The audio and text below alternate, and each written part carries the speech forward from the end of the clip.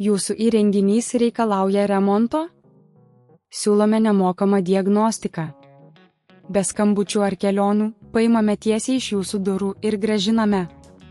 Prieš remontą siunčiame kainos pasiūlymą ir tęsiame tik gavę jūsų patvirtinimą.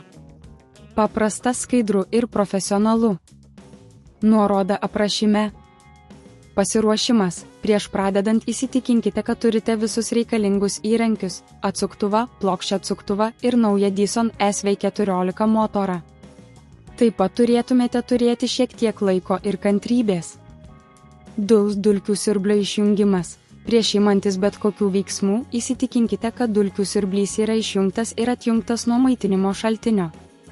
3. Korpuso atidarimas. Naudokite atsuktuvą, kad atsuktumėte korpuso varžtus esančius ant siurblio apačios.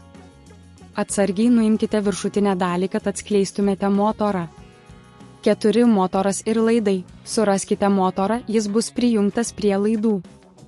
Atidžiai atjunkite laidus. Pasirūpinkite, kad neužkirstumėte kelio kitiems komponentams. 5. Seno motorų nuėmimas. Atsukite varžtus, kurie laiko motorą vietoje. Išimkite seną motorą iš korpuso. 6. Naujo motorų įdėjimas.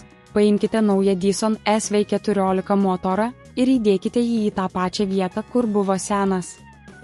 Užfiksuokite jį varžtais, kad jis būtų saugiai pritvirtintas. 7. Laidų prijungimas. Prijunkite laidus prie naujo motoro, užtikrindami, kad jungtys būtų tvirtos.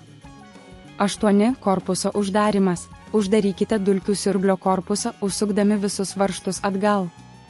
9. Testavimas. Prijunkite dulkių siurblį prie maitinimo šaltinio ir įjunkite. Patikrinkite, ar motoras veikia tinkamai.